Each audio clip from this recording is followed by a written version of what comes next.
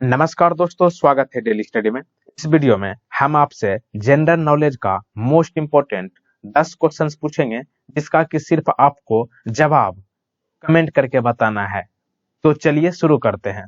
पहला प्रश्न आपके स्क्रीन पर, एशिया का सबसे बड़ा थोक मसाला बाजार कहाँ में स्थित है? प्रत्येक प्रश्न का जवाब सोचने के लिए आपको 5 सेकंड दिए जाएंगे। ज्यादा समय चाहिए तो आप वीडियो को रोक सकते हैं। आपका समय शुरू होता है अब। एशिया का सबसे बड़ा थोक मसाला बाजार कहाँ है? सही जवाब दिल्ली, ऑप्शन बी सही जवाब। तो ध्यान रखना है, एशिया का सबसे बड़ा मसाला बाजार ये आपका दिल्ली में है, जो कि दिल्ली का खाड़ी बावली एशिया का सबसे बड़ा मसाला बाजार है और ये चांदनी चौक के पश्चिमी छोर पर स्थित है। और यहीं पे पूछा जाता है कि ये बावली, जो कि एशिया का सबसे बड़ा मसाला बाजार है, इसका उद्घाटन किसने किया था? तो ध्यान रखिएगा, शेर शाह सूरी के पुत्र इस्लाम शाह के शासन काल में ये बावड़ी का उद्घाटन किया गया था, जो कि एशिया का सबसे बड़ा थोक मसाला बाजार है। आगे चलते हैं, क्वेश्चन नंबर 2। राजा हर्षवर्धन ने अपने कौन सी भाई की मृत्यु पर थानेश्वर और कन्नौज की गद्दी संभाली?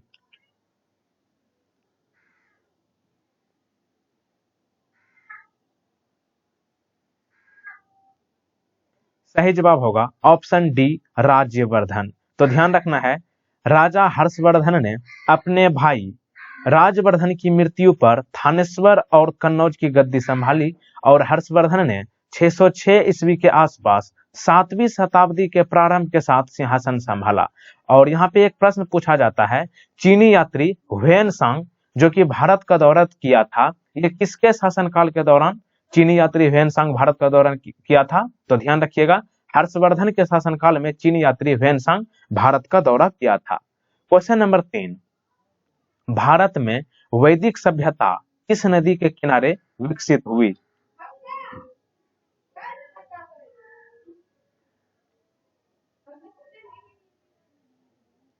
सही जवाब ऑप्शन बी सरस्वती। तो ध्यान रखना है, भारत में वैदिक सभ्यता सरस्वती नदी के किनारे विकसित हुई है और ऋग्वेद की पुस्तक 6 में नादी स्तुति सूक्त नाम का एक भजन शामिल है, जिसमें सरस्वती की स्तुति करने के लिए उन्हें आदर्श माँ, सर्वोच्च देवी कहा गया है। प्रश्न आपसे पूछा जाता है, आदर्श माँ या सर्वोच्च देवी किस नदी को कहा जाता है?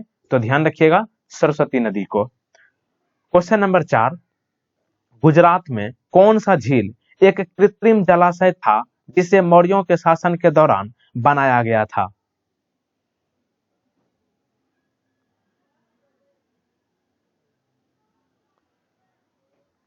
सही जवाब ऑप्शन नंबर ए सुदर्शन। तो देखिए, ध्यान रखना है, गुजरात में सुदर्शन झील का निर्माण मौर्यों के शासन के दौरान किया गया था और सुदर्शन झील एक कृत्रिम जलाशय था, यानी कि सुदर्शन झील जो है मानव द्वारा निर्मित एक जलाशय था। क्वेश्चन नंबर 5, किस लेफ्टिनेंट जनरल ने 31 दिसंबर 2019 को सेनाध्यक्ष के रूप में पदभार ग्रहण किया?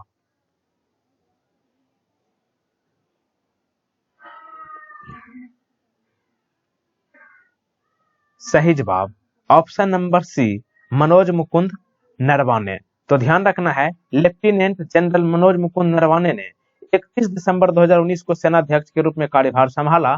और यहीं पे आपसे प्रश्न पूछा जाएगा कि मनोज मुकुंद नरवाने जो कि सेनाध्यक्ष है, ये कितने नंबर के सेनाध्यक्ष है? तो ध्यान रखिएगा, 28वें नंबर के हैं।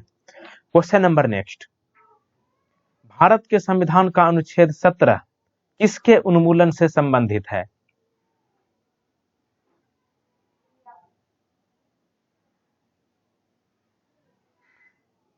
सही जवाब ऑप्शन नंबर सी अस्पृश्यता। तो देखिए, भारत के संविधान का अनुच्छेद 17 अस्पृश्यता के उन्मूलन से संबंधित है और अनुच्छेद 17 अस्पृश्यता को समाप्त करता है और किसी भी रूप में इसके अभ्यास का निषेध करता है। क्वेश्चन नंबर नेक्स्ट, भारतीय संविधान का कौन सा अनुच्छेद धर्म, जाति, लिंग और जन्म स्थान के आधार पर भेदभाव पर रोक लगाता है?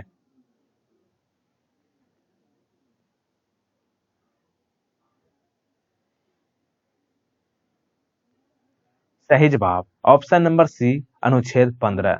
तो देखिए भारतीय संविधान का अनुच्छेद 15 धर्म, जाति, लिंग और जन्म स्थान के आधार पर भेदभाव को निषेध करता है और अनुच्छेद 15 भाग 3 के तहत भारतीय संविधान में मौजूद है, जो भारत के लोगों के मौलिक अधिकारों से संबंधित है। क्वेश्चन नंबर 8, आधुनिक ओलंपिक स्वर्ण पदकों का प्रमुख घटक क्या है? ओलंपिक स्वर्ण पदकों का प्रमुख सोर्स क्या है, यानी कि वो पदक क्या चीज का बना होता है? तो यहाँ पे बहुत लोग जो है ओलंपिक स्वर्ण पदक को देख करके सब लोग क्या किए होंगे कि सोना में टिक किए होंगे, जो कि गलत है। इसका सही जवाब होगा ओलंपिक स्वर्ण पदकों का प्रमुख घटक चांदी है, यानी कि ऑप्शन सी सही जवाब। तो ध्यान रखना है, आधुनिक ओलंपिक स्वर्ण पदक का प्रमुख घटक चांदी है और ओलंपिक के लिए पहले स्थान पर स्वर्ण पदक, दूसरे को रजत और तीसरे को कांस्य पदक दिया जाता है। लेकिन इन पदकों को वास्तव में उस खनिज से नहीं बनाया जाता है जिनके नाम पर उनका नाम रखा गया है। स्वर्ण और रजत पदक दोनों ही चांदी के बने होते हैं। क्वेश्चन नंबर 9, हर्षचरित कन्नौज के शासक हर्षवर्धन की जीवनी है, जो उनके दरबारी कवि किसके द्वारा संस्कृत में रचित है?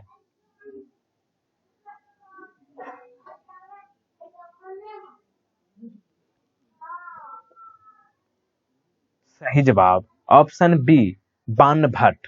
तो देखिए हर्षचरित कन्नौज के शासक हर्षवर्धन की जीवनी है, जो उनके दरबारी कवि बाणभट्ट द्वारा संस्कृत में रचित है और हर्षवर्धन को मुख्य रूप से हर्षचरित यानी कि हर्ष के कर्म नामक बाणभट्ट की रचनाओं के माध्यम से जाना जाता है।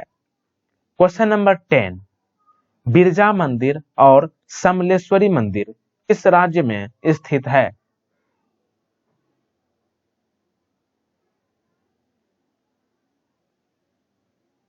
सही जवाब ऑप्शन नंबर बी ओडिशा।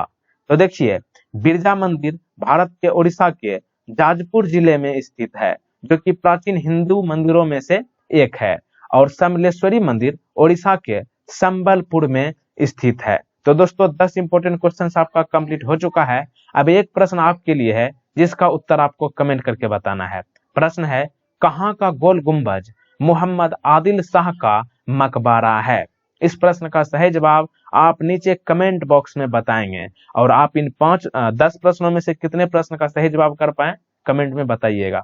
और वीडियो अच्छी लगी हो तो प्लीज वीडियो को लाइक कर दीजिए और कम से कम एक दोस्त के साथ इस वीडियो को शेयर कीजिएगा। और चैनल पर नए हो तो चैनल को सब्सक्राइब कर लें और साथ ही बेल आइकन बनेगा उसको भी प्रेस कर दीजिएगा, ताकि नए अपडेट का नोटिफिकेशन सबसे पहले आपको मिले। Thank you friends, thank you so much.